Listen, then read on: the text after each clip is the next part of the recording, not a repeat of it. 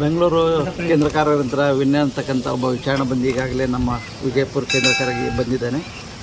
ವಿನಯ್ ತಂದೆ ವೆಂಕಟರೆಡ್ಡಿ ಅಂತೇಳಿ ಮೂಲ ಕೇಸ್ನಲ್ಲಿ ಆ್ಯಕ್ಟಿವ್ ನಂಬರ್ 10.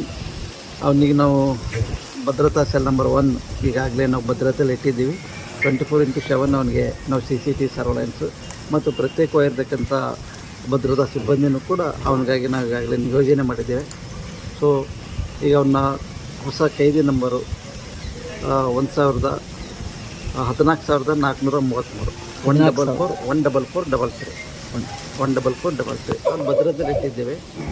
ಅತಿ ಭದ್ರತೆಯಲ್ಲಿ ನಾವು ಸರ್ವಲೆನ್ಸ್ ಮಾಡ್ತಾಯಿದ್ದೇವೆ. ಹಾಂ ಸರ್, ಒಳಗೆ ಸಪ್ರೇಟ್ ಸೆಲ್ಲ ಹೇಳಿ ಸರ್? ಹಾಂ, ಸಪ್ರೇಟ್ ಭದ್ರತಾ ಸೆಲ್ ನಂಬರ್ 1 ಸಿಂಗಲ್ ಸೆಲ್ ಅವ್ನು ಪ್ರತ್ಯೇಕವಾಗಿ ಇಟ್ಟಿದ್ದೀವಿ. ಈಗ ಹಾಂ ಸರ್, ಈ ಭೇಟಿಗೆಲ್ಲ ಅವಕಾಶ ಸಂಬಂಧಿಕರಿಗೆ ಮಾತ್ರ, ನೇರ ಸಂಬಂಧಿಕರಿಗೆ ಮಾತ್ರ ನಾವು ವಾರಕ್ಕೊಂದ್ಸರಿ ಭೇಟಿ ಕೊಡ್ತಾ ಇದ್ದೀವಿ. ಯಾವುದೇ ಅಂದರೆ ಇದರಲ್ಲಿ ಯಾವುದೇ ನೇರ ಸಂಬಂಧಿಕರು ಅಂದರೆ ಸರ್? ತಂದೆ ತಾಯಿ, ಹೆಂಡತಿ ಮಕ್ಕಳು, ಅಣ್ಣ ತಮ್ಮ, ಈ ಥರ ಸಂಬಂಧಿಕರು ಮತ್ತು ವಕೀಲರು ಬಂದರೆ ವಕೀಲರಿಗೆ ನಾವು ಭೇಟಿ ಅದರ ನಿಗದಿ ದಿವಸ ನಿಗದಿ ಮಾಡಿದ್ರೆ ಸರ್ ವಾರದಲ್ಲಿ ಏನಿಲ್ಲ. ಅವರು ಹೆಂಗೆ ಅವರು ಭೇಟಿಗೆ ಬರ್ತಾರೋ ಸಂಬಂಧಿಕರು ವಕೀಲರು ಅವತ್ತು ನಾವು ಭೇಟಿ ಈ ಸಪ್ರೇಟ್ ಸೆಲ್ ಏನಿರುತ್ತೆ ಸರ್?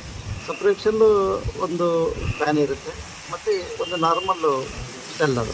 ಅಲ್ಲಿ ಬೇರೆ ಪ್ರತ್ಯೇಕ ಯಾವುದೇ ಇದು ಟಾಯ್ಲೆಟ್ ಯಾವುದೇ ಇಲ್ಲ. ಒಂದು ಕಾಮನ್ ರೂಮ್, ಟಾಯ್ಲೆಟ್ ಇದೆ ಒಳಗಡೆ, ಟಾಯ್ಲೆಟು, ಬಾತ್ರೂಮ್, ಫ್ಯಾನ್, ಭದ್ರತೆ ಅಂತ ಇರುತ್ತೆ cell. Thank you sir. Thank you sir.